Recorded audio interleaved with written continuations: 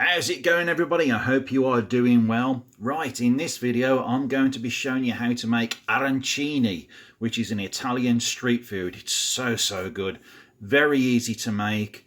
I know it's one of these videos where it does look a bit busy, but trust me, you'll be fine. Just don't panic.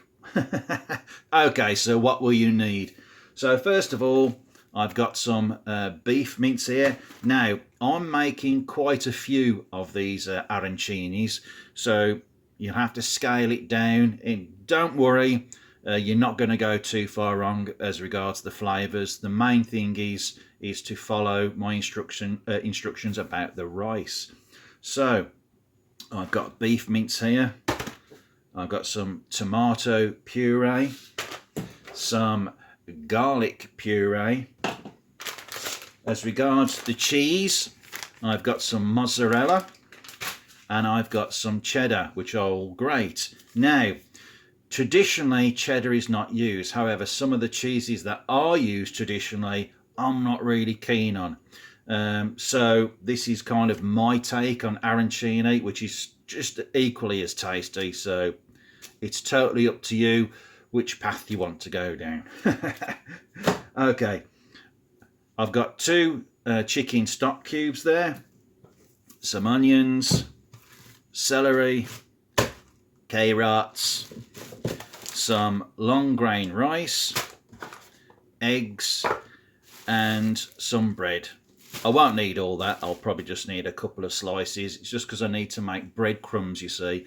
However, I won't be making them just yet because it's one of those recipes where you've got to leave it overnight to really get the best out of it, and breadcrumbs is the final stage. So we'll get straight to it. The first thing I'm going to do is get that rice on the go, and then we'll come back to everything else. In the meantime, I'll chop these up as well, ready, so we're going to save a bit of time. So, well, let's get into it. And welcome back. Right then, everything's chopped. I did cheat, by the way, folks. You can too. So I've chopped the celery. I grated the carrot just to make things quicker, and I finally chopped an onion in there. So that's your little trio. As you can see there, I've also got some finely chopped onion, some tomato puree, garlic puree, and my two chicken stock cubes. Now, your rice. The thing is with rice, whatever you measure the rice in, it's always double the water. Now, because I'm making quite a few of these, I'm going to be doing a pint of rice to 2 pints of water, or in this case, it's going to be chicken stock. So whatever you measure your rice in, a cup, a mug, or whatever, it's 1 cup, 1 mug, whatever, of rice to 2 cups of water or stock, and you'll be absolutely fine. Now, with the rice, I'm not going to wash it like in some dishes because I want that starchy stickiness to come through. So we'll go over to the stove and we'll start doing some stuff over there. So let's go over there. Okay, so with the onion, I'm going to just brown it off, and just as it starts to go brown, I'm going to stick a little squirt of puree and just a little squirt of garlic, and let all them flavours meet and greet each other. And then we'll start introducing the rice and our stock and take it from there. So let's do that. Okay, so the rice is cooking and that smells absolutely gorgeous. So with the rice, just keep your eye on it because you just want it to, when it comes to the boil, bring it down to a simmer. You can always leave the lid slightly off if you want to, but you don't want it to go dry. Yeah, so just keep your eye on it. And whilst we're cooking that, I'll pop that onto another hob and we'll start making our filling. So let's do that. And next, get yourself a large pan, a little bit of vegetable oil in there, or sunflower oil, or you could even use olive oil if you want to. And into that, we're going to put our trio. And we're going to lightly fry that off. And then we'll add our beef. And a little dash of puree. We'll come to that in a sec. Okay, sometimes you'll see peas in here, but for myself, as I say, it's my take on arancini. So you can add peas if you want to.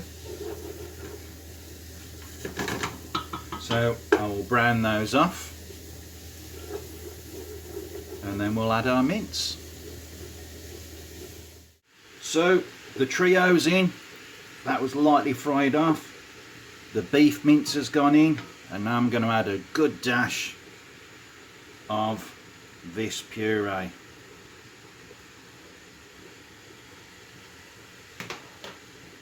And mix that in. And keep on top of this until the mince goes brown. And then we're ready for our next stage. Back. Right then, that's done. So what we need to do now, steady, is pop that in a tray and leave to cool. Now you can put it in the fridge if you want to. The idea is you need to actually handle that. So until you get to a stage where you could actually handle it, then yeah, because we don't want any burnt fingers, do we? No, we don't. So that's going to go in the tray and just leave to cool. And we will be doing exactly the same thing with the rice when it's done. So get yourself another tray. So I'm going to pop that into there, and we'll concentrate on the rice again. So that smells absolutely fantastic, by the way. Really does. So the rice is done, as you can see. I'm going to transfer that into this tray dish. I needed something a little bigger, isn't it always the way?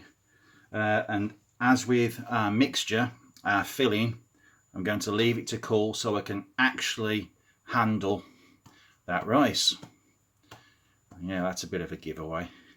So yeah, that's going to go into there, leave it to cool, probably about a couple of hours, and then we'll get back to it.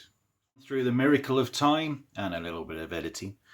Okay, so we have got our rice, we have got our filling, and here we have grated mozzarella and cheddar, grated cheddar, equal parts. So let's make one up, shall we? So let's get some of the rice, like so. Then get some of the filling and sprinkle some cheese on there, and then more rice and make a ball. So push it down, bring it all together.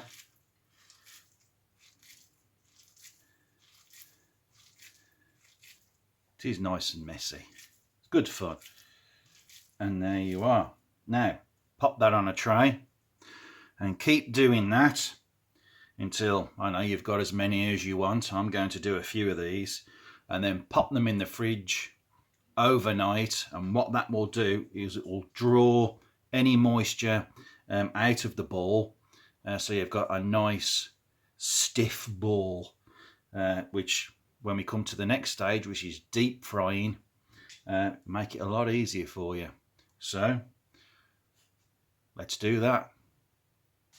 And here we are again through the miracle of time, and yet again some magnificent editing. Okay, so these have been in the refrigerator overnight, so they are nice and firm. And the secret to arancini is to have nice firm balls. So there you go. If your balls are not firm, then you're going to have some difficulty. Okay, so what's next? Here I've got some whisked egg and just a drop of milk as my coating. And here I've got those breadcrumbs that I was talking about. I might need some more in there, but we'll see how we get on. So quite simply, I've already got the oil heated up to 180 on the stove over there. So let's coat these and get them into that oil. So here we go. Yeah, doesn't that look fantastic already? Okay, so shut up, Stu, get on with it. So give that as a little coat. Bit like doing a Scotch egg, if you've ever done Scotch eggs. If you haven't done Scotch eggs, I've got a video as well you can check out on my channel to do Scotch eggs. So let's get plenty of coating onto that. In fact, I'm going to be very, very generous with those breadcrumbs. Okie dokie. So I'll pop that on the side for a second and I'll switch the camera around so you can see them going into the oil for the last stage. So, as always, let's do that. So here we go. Let's get that arancini. The oil's already 180. Just lower it gently into there. And what we're looking for is that nice, the way to describe it is a Scotch egg colour. You know, like nice and golden, nearly dark, but that's what we're going to do. So that's going to take about 6 minutes or so. But well, it's going to be 6 minutes to me. To you, it's basically a blink of an eye. So that is basically what you're looking for. That nice colour, absolutely fantastic. If you haven't tried these arancini, please do. They're absolutely fantastic. And I will show you the photographs of the final outcome. So subscribe, check me out, like this, and have fun. Catch you later.